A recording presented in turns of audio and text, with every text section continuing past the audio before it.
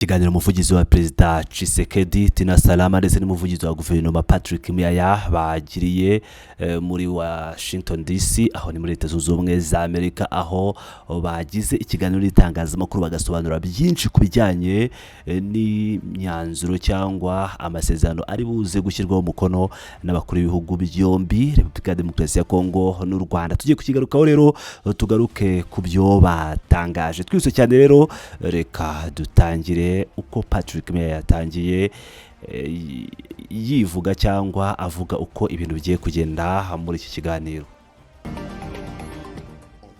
Demain avec le passage du président de la République à la Maison Blanche où il rencontrera son homologue américain mais aussi d'autres activités. Tina Salama, j'ai le particulier privilège de vous avoir à côté de moi parce que je rappelle que la série des activités qui se mènent ici.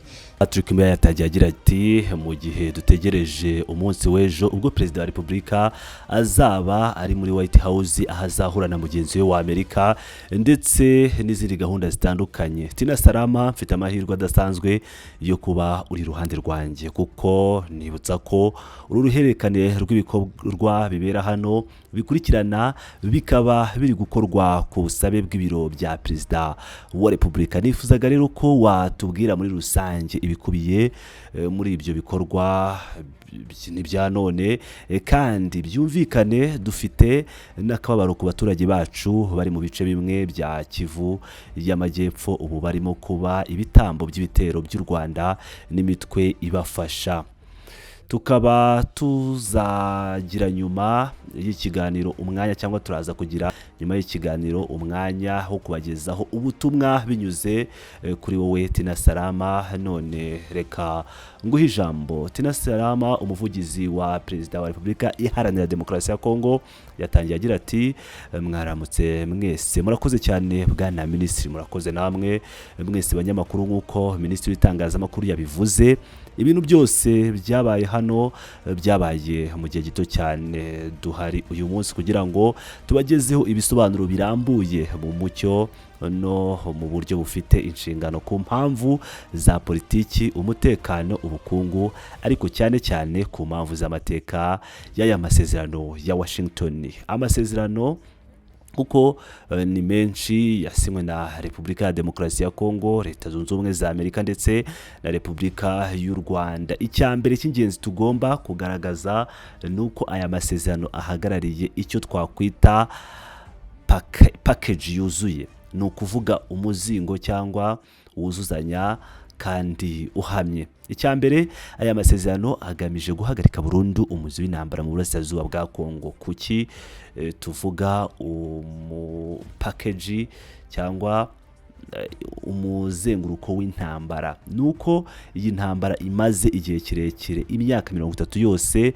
turi muri ibyo bihe by'urugomo, kandi si intambara imwe gusa ahubwo n'uruhurirane rw'intambara zitandukanye. Twizeye ko aya masezerano azadufasha gushyira iherezo kuri icyo gihe cyose cyangwa uwo muzingo w'urugomo mu burasirazuba bw'igihugu. Icya kabiri ikitureba cyane nuko dushaka kongera kugenzura umutungo kamere wacu. Murabizi ko uyu munsi hari ibyaha twita genocide economique, ubwicanyi bushingiye ku nyungu zituruka ku mutungo kamere wacu. Uyu munsi intambara ikomeza kubaho kubera umutungo kamere wacu.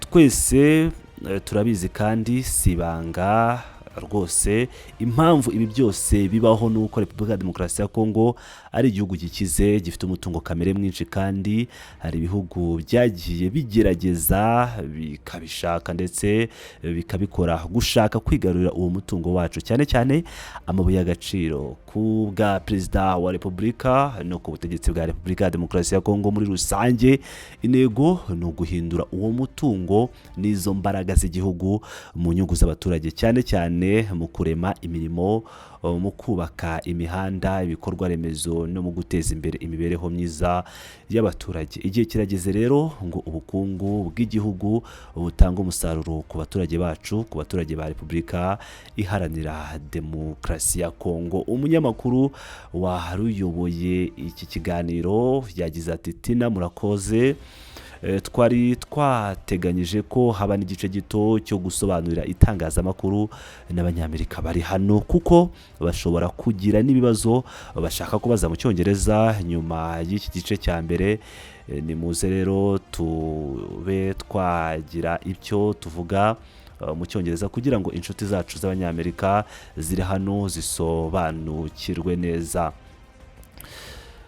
Akaba rero hahise haba amagambo y'icyongereza barangije ubwo basaga nkaho basobanura impamvu n'ubundi twagarutseho. Si ngombwa ko twabisubiramo, byari ngombwa ko uyu musesenguzi cyangwa uyu wari uyoboye ikiganiro agira ibyo avuga mu cyongereza ndetse na Tina Salama. Umunyamakuru yahise ashimira Tina Salama ati murakoze cyane Tina Salama, reka dukomeze. Dufite n'amahirwe yo kuzafata ibibazo bimwe mu cyongereza cyangwa kuza gufata ibibazo mu cyongereza kugira ngo tumenye neza ko twasubije impungenge z'itangazamakuru ry'abanyamerika bitabiriye iki kiganiro. Reka tubibutse kandi ko aya masezerano ataje avuye mu kirere, ntabwo ari ibintu byahingutse bitunguranye. Tina Salama yakomeje agira ati aya masezerano ni igisubizo cyumvikana kandi gisanzwe cy'urugendo rwa diplomasi rwatangiye hashize amezi menshi. Murabizi ko intambwe ikomeye cyane mu minsi yashize zafashwe mu kwezi kwa Kamena gushize ubwo hasinywaga amasezerano y'ibanze n'abaminisitiri b'ububanyi n'amahanga ba Kongo n'u Rwanda. Ubu rero none cyangwa ejo ku munsi nyirizina, ubwo munsi bavugaga n'uyu munsi kuko ikiganiro cy'itangazamakuru cyabaye tariki 3, uyu munsi ku itariki 4 nibwo amasezerano arashyirwaho umukono. Tina Salama yakomeje agira ati abakuru b'ibihugu baraza kwemeza ku rwego rwo hejuru politiki ibyo abayobozi babo bemeje mu nzego zo hasi. Ni ukuvuga ko bafata icyemezo cya nyuma gishyira iherezo ku cyerekezo kirambye twiyemeje. Icyo ni uguca umuzi w'intambara mu burasirazuba, ni ukuvuga ngo isoko y'intambara, kugarura ubusugire bw'igihugu ku mutungo wacyo no ku butaka bwacyo, no kuyobora Repubulika ya Demokarasi ya Kongo mu nzira y'iterambere rirambye rishingiye ku mahoro arinzwe n'imicungire myiza y'umutungo kamere. Nyuma rero akaba yongeye kubivuga mu rurimi rw'icyongereza. Patrick Muyaya, umuvugizi wa guverinoma, yahise avuga ngo none kubera iki aya masezerano ku cyubu. Iki ni ikibazo abantu benshi bibaza. Mu myaka irenga 30 mwese nk'uko mubizi kandi mukurikirana amateka ya Repubulika ya Demokarasi ya Kongo, igihugu cyacu cyagiye gihura n'igihombo cy'ubuzima n'icya miliyaridi z'amafaranga ku buryo budashobora kwihanganirwa. Intambara zisubira zidashira mu burasirazuba, kwimurwa kw'abaturage ku bwinshi, kugabanuka k'ubushobozi bw'igihugu muri bimwe mu bice, ubukungu bushingiye ku ntambara, ubucuruzi bunyuranyije n'amategeko bw'amabuye y'agaciro, ibihombo by'ubuzima bitagira ingano n'ibikomere byo mu mitima bitavugwaho ku buryo buhagije, hamwe no gusenyuka kw'ibikorwa remezo.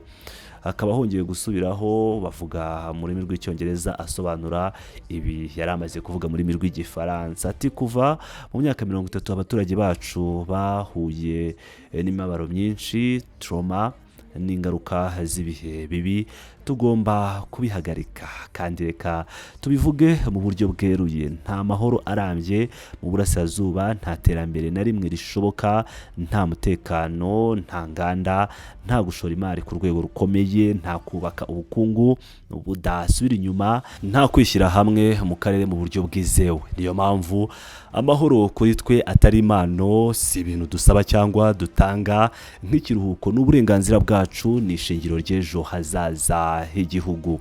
Tina Salama yagize ati amahoro ni ishingiro ry'ibindi byose, ni rwo rufatiro rwa mbere rw'iterambere. Nta terambere ry'ubukungu, nta gukura kw'inganda, nta mibereho myiza, nta na kimwe gishoboka nitutagira amahoro arambye, nta kindi cyasimbura ibyo. Kandi kugira ngo nsoze ibyo navugaga, tugomba kumenya ko ibyerekeye kwishyira hamwe mu bukungu bw'akarere hamwe n'ubufatanye bushya tuzaba dufitanye na leta tuzadufatanyije na leta zunze ubumwe za Amerika byose bishyigikiye aya masezerano y'amahoro. Ni ukuvuga ngo rero icya mbere ni amahoro, hanyuma ubukungu. Nk'uko mubizi twasabye ko tugomba gutangira n'amasezerano y'amahoro hanyuma tukabona kugera ku masezerano y'ubukungu. Mwana kurikiranaga mu bitangazamakuru vuba aha ko Repubulika ya Demokarasi ya Kongo yashyizeho ibisabwa, no kuvuga kondisiyo mbere yo gusinya amasezerano y'ubukungu, kuko twari twavuze neza ko tugomba kubanza tugashyiraho amahoro nk'ikintu kibanze. Amahoro niyo ntangiriro ya byose, amahoro mbere, ubukungu nyuma. Par les accords de paix pour aboutir ensuite à l'accord économique. Et vous avez suivi tout récemment dans l'actualité, c'est que la RDC a conditionné la signature de l'accord économique, parce que nous disions d'abord la paix, c'est tout préalable, c'est vraiment quelque chose qui doit commencer avant que nous puissions parler de l'accord économique. Et donc la paix, ensuite l'économie.